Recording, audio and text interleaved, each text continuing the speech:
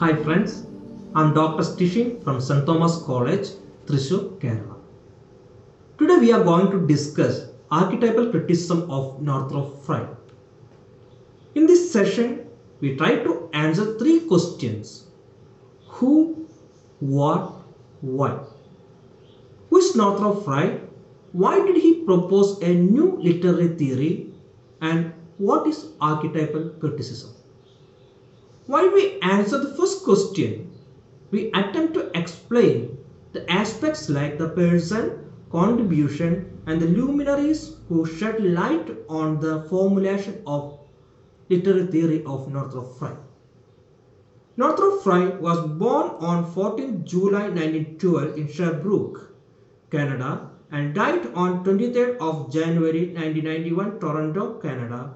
Is a Canadian literary theorist and also a Miltonic figure in the field of literary criticism of 20th century, as his contemporary and the popular critic Harold Bloom acknowledges. Being a scholar critic, his major contribution to literature was his theory of archetypes and myths. His first book, Fearful Symmetry, which was first published in 1947, was a reinterpretation or rereading of the poetry of William Blake. And his major work in the field of archetypal criticism is Anatomy of Criticism for Essays, which was published in 1957. According to him, a work of art is not an isolated phenomenon. Instead, a literary work is made purely out of other works of literature and has nothing to do with the external elements as social history. Besides, it's made up of certain objective laws which are various modes, archetypes, myths and genres. For him, an archetype is a certain structural element recurring in literature with immense relevance as images, image clusters, genres and conventions. A poet makes use of these archetypes in his poetic creation as similar to a scholar who tries to expand his ideas using the organic body of thought that is at his hand. In short, myths and archetypes unite different literary works to a single unit. The concept archetype was not sole contribution of Northrop Frye. There were some precursors who had studied these recurring elements. The most important among them was James Fraser. His 12-volume book, The Golden Bough, which was published in 1890, studied the myths, rituals and religious activities of different societies in the world, with a special emphasis to the primitive ones. This study could unfold certain elements that are common to every culture discussed. The second person was Carl Gustav Jung, that is Z.G. Jung. While discussing the Freudian concept of unconscious, he used the term archetype. In Jungian view, there are two layers for the unconscious: personal unconscious and collective unconscious. The personal unconscious is the outer layer of unconscious and rests upon a deeper layer that is inborn and inherited. He called this layer collective unconscious. And he said that it is called collective unconscious only because the contents of this layer are universally shared. That is, the contents are identical in all men for all time. You call the contents of collective unconscious archetypes. He also made the classification of these archetypes. Accordingly, there are 4 main archetypes and 4 universal archetypes. The main archetypes are, first one is persona. Persona is how we show ourselves to the outside world, or in other words, it is our public image. The second one is the self. It represents psychic totality and individuation. It is the union of conscious and unconscious. The third one is shadow. It is a sum of all those unpleasant qualities we like to conceal from others. Or it is the negative side or negative part of the personality. Fourth one is anima or animus. In line with Freud, Jung also held that human beings are bisexual by their very nature. A part of our persona is the role of male or female we must play. The anima is the female aspect present in the collective unconscious of men, and the animus is the male aspect present in the collective unconscious of women. In literature, Jung considers such characters as Helen of Troy, Dante's Beatrice, and Milton's Eve as the representation of anima. Following his theory, we might say that any female figure having unusual significance or power in the narrative is the symbol of anima. Then we are going to discuss the four universal archetypes.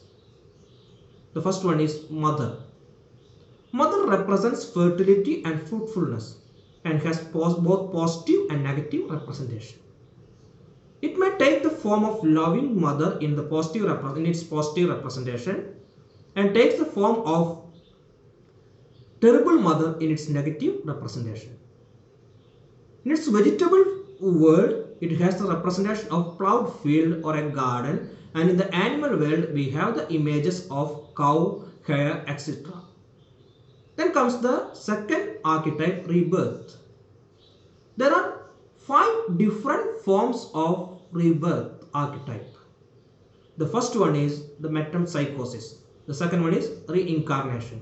Third is resurrection, and fourth one is rebirth. The fifth one is the participation in the process of transformation. The third archetype, universal archetype, is spirit. If I quote Jung, spirit is the principle that stands in opposition to matter.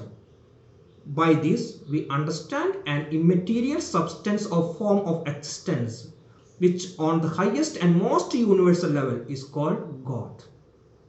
The spirit archetypes in its positive aspect expressed in the figure of the wise old man. Fairy tales can often be seen as the combination of both the negative and positive aspects of spirit. The fourth universal archetype is trickster. The trickster stands for the delight maker image and represents the tendencies of puerile and inferior characters having multiple meanings such as joker, jester, clown, fool, fraud, and prankster. According to Jung, myths, folklores, fairy tales, and even the dreams are the various manifestations of these archetypes.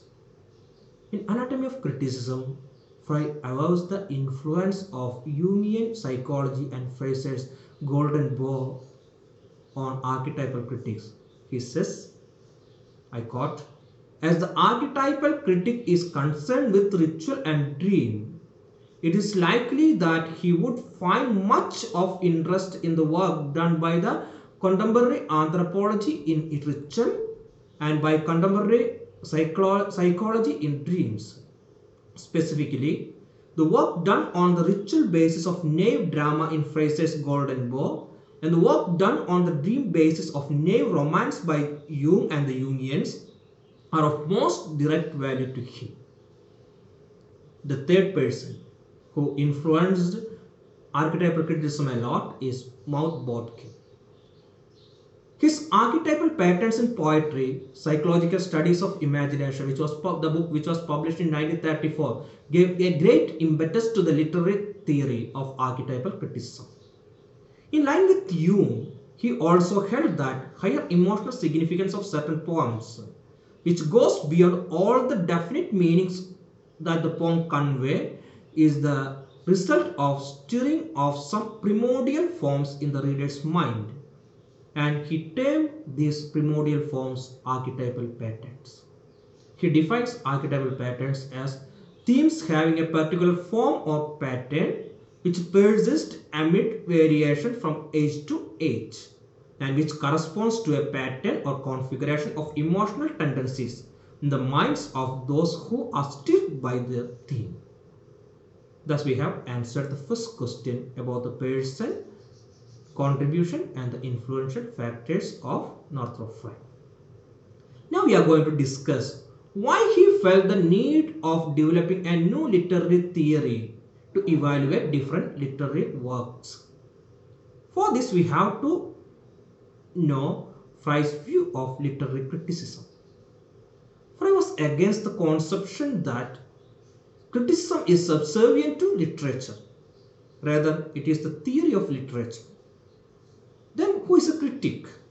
A critic had often been misunderstood as a second-class writer who works on the works of the so-called greater men.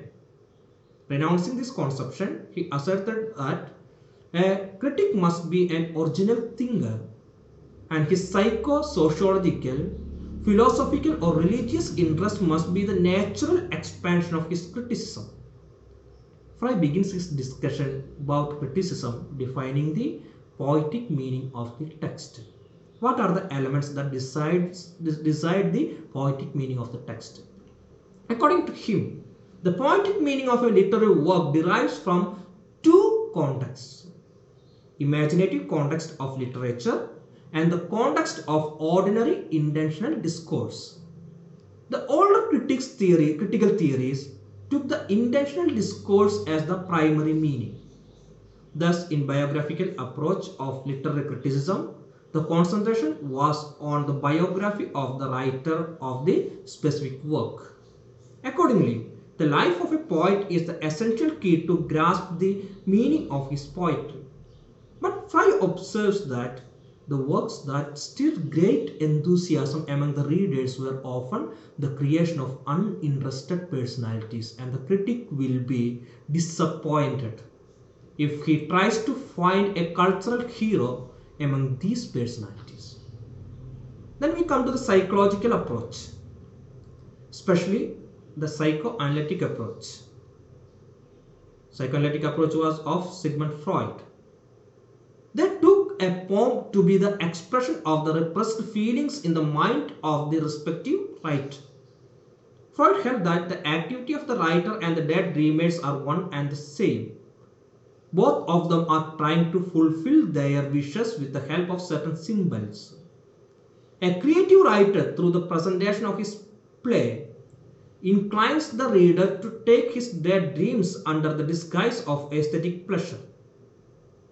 Frye called it Luther on the privy approach, and he rejected it on the ground of being deterministic, documentary and allegoric. Then third one is the historical criticism. Historical criticism shifted its focus from the author to the context, social context. Accordingly, the individual poet is only the voice of the social situation from which he springs. Frye accused this theory by saying that the role of the poet has been reduced to the level of sensitive litmus paper response, and rejected it, saying that it has the tendency to reduce the meaning of literature to mere allegorical interpretation of its context. All these theories paid their attention to the intentional level of meaning of the text. But the intentional level of meaning of the text is only the secondary level of meaning. The primary meaning of a literary work is the meaning derived from its imaginative context.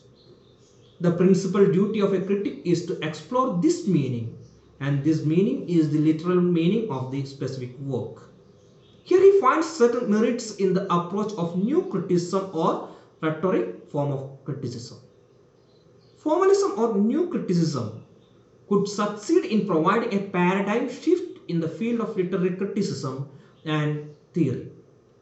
Instead of evaluating the literary work on the ground of its external factors that contributed in the formulation of literary work, it concentrated on the language and form of the literary work, and accepted poetic language and form as the basis of poetic meaning. Thus, it turned its attention directly to the work of art and held that the value of literary text rests upon the organic unity of the text. The disadvantage of this approach was that it failed to study the rand and the intertextuality of the works and deprived of the sense of context. It studied each work as an isolated literary text and thus failed to approach it as a part of literary history or as an aesthetic object. It lacked the coordinating principle to place a work of art as a part of larger world, a larger system. He had a strong conviction that literature is a coherent system. It should be a closed system that prevents the infiltration of external elements in the analysis of literature.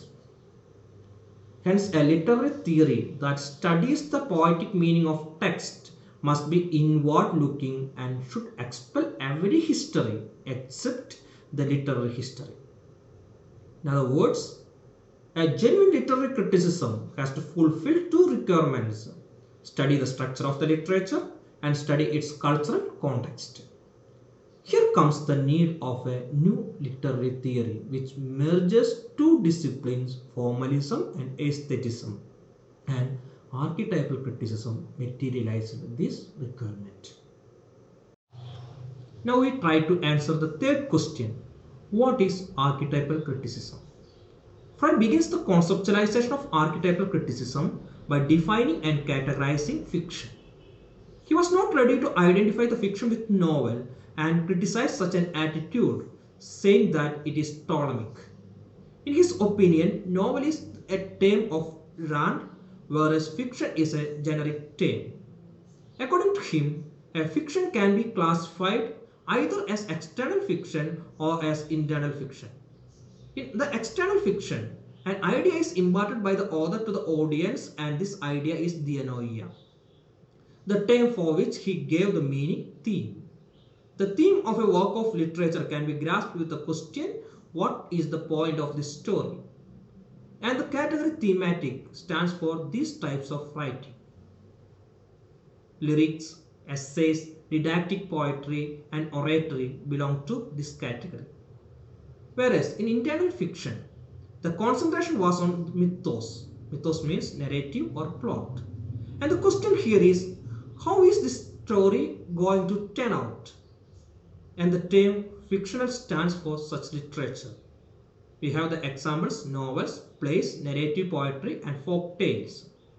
Other terms related to fictions are ethos and modes.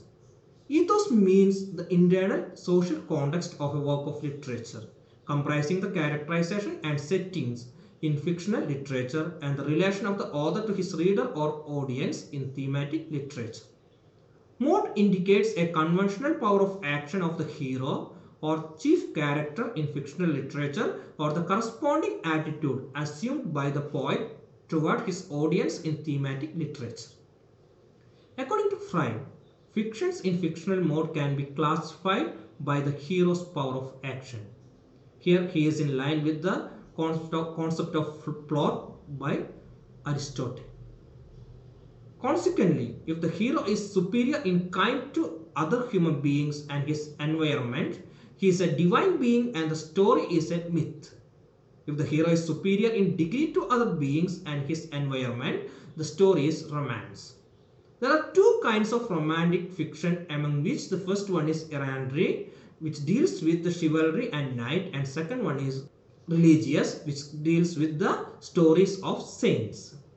Again, if the hero is superior in degree to other men but yields to his environment, the story is high mimetic, that is tragedy or epic. Low mimetic fictions are those in which the hero is superior neither to other men nor to his environment. Here the reader or audience can identify the hero with themselves having the same probabilities that they have in their own experiences. Most of the comedies and realistic fictions are having such low mimetic heroes. In ironic fictions, the hero is inferior to other men in power and knowledge. Besides, every fiction can have two forms in accordance with the final state of the hero in relation to his society. Thus, we can have either a tragic hero, that is a hero being isolated from the society, or the comic hero being incorporated to the society. Assuming that myths are closer to the elemental archetypes than the works of sophisticated writers, Then he moves to analyze the mythical patterns in literature. For Frye, anything that recurs in different displacement is archetype. In his perspective, a myth is not a mere story and also cannot be identified with folk tales or legends. Myths can be grouped together to form mythology, whereas folk tales can only share or interchange some themes or motifs. Moreover, myths develop some permanent characters, but folk tales provide only some outlines of character types, like trickster and clever riddle guesser. This does not mean that archetypal criticism is identical with myth criticism. While the former concentrates on analyzing the archetypes, the latter dealt with the myth structures and themes of given literary work. The archetypes are communicable only because at the center of these archetypes there is a group of universal symbols.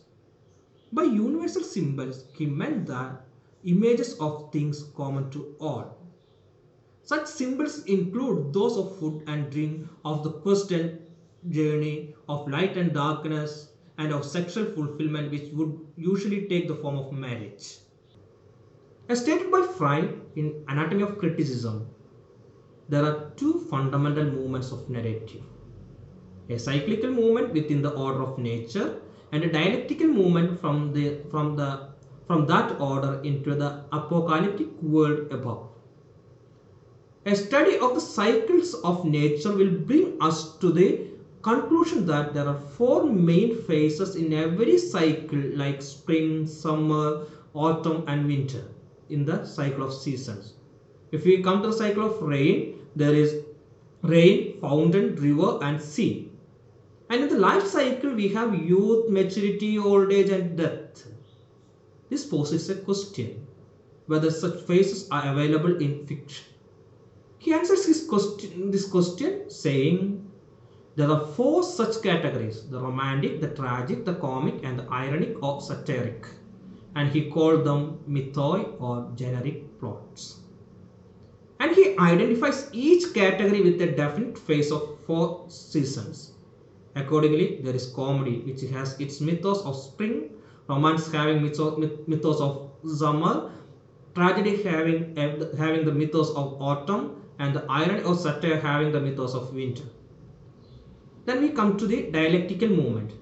Dialectically, we have an up and down movement. The upward movement is the comic movement and the downward movement is the tragic movement. Consequently, there are 6 phases of the comic structure, among which the first 3 phases are parallel to the first 3 phases of irony and the satire, and the second 3 phases of romance. The first 3 phases of romance are parallel to the first 3 phases of tragedy, and the last 3 to the last 3 phases of comedy. There are 6 phases of tragic structure, first 3 corresponding to the first 3 phases of romance and last 3 to the last 3 phases of irony. The last 3 phases of irony corresponds to the last 3 phases of tragedy. The 6 phases of dialectical movement of comedy are: existence, society remains; criticism of society without change; existent society replaced by a happy society. And these 3 phases correspond to irony and satire. Then comes the last 3 phases: happy society resists change, reflective and idyllic view, and society ceases to exist beyond contemplation. These correspond to the last 3 phases of romance. Now we come to romance. The first 3 phases of romance, complete innocence, youthful innocence of inexperience, and completion of an ideal, correspond to the first 3 phases of tragedy. And when we come to tragedy, the last 3 phases, individual's fault, natural law, and world of shock and horror, correspond to the last 3 phases of irony and satire. These 4 mythoi that we are dealing with, that is comedy, romance, tragedy and irony, may now be seen as 4 aspects of a central unified myth, that is quest. Agon or conflict is the basis of archetypal theme of romance, the radial of romance being a sequence of marvelous adventures. Pathos or catastrophe, whether in a triumph or in defeat, is the archetypal theme of tragedy. Spamagos, or the sense that heroism and effective action are absent or disorganized or foredoomed to defeat, and that confusion and anarchy reign over the world, is the archetypal theme of irony and satire.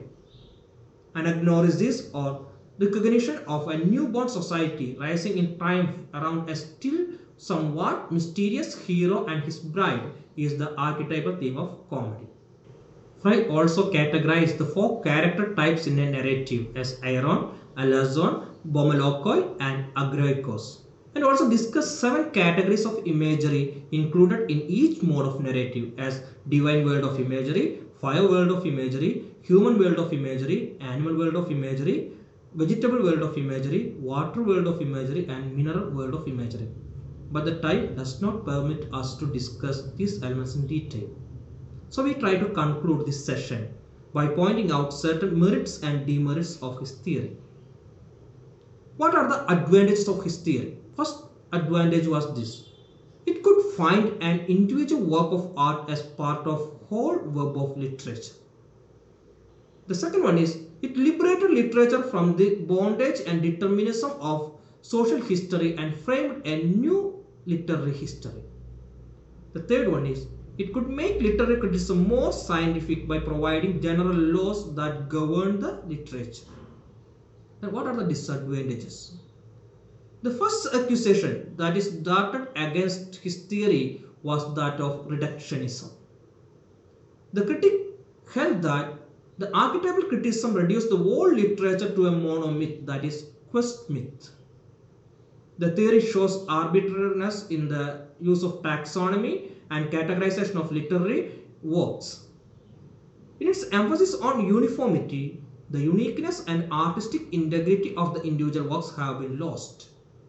And sometimes this approach may be seen as degenerating into crude and unverifiable myth hunting. So friends, it was a humble attempt to initiate you to the archetypal criticism, and hope this video will help you to continue your studies in this specific field. Thank you.